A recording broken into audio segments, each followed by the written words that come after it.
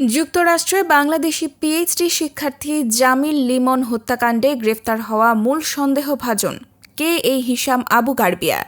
পুলিশের তথ্য অনুযায়ী ২৬ বছর বয়সী হিশাম আবু গারবিয়া ছিলেন নিহত লিমনের রুমমেট।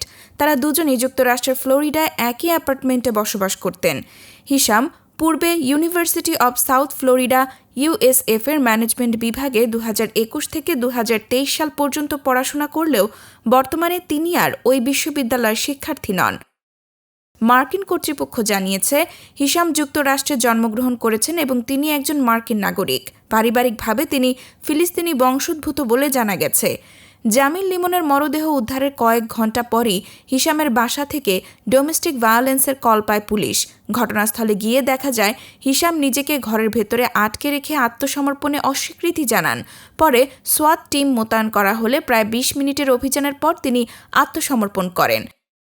গ্রেফতারের পর তার বিরুদ্ধে ৬টি গুরুতর অভিযোগ আনা হয়েছে।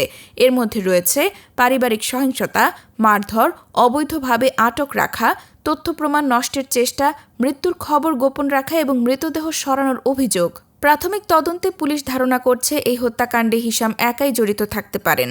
তবে কী কারণে এই হত্যাকাণ্ড তা এখনও পুরোপুরি স্পষ্ট নয়।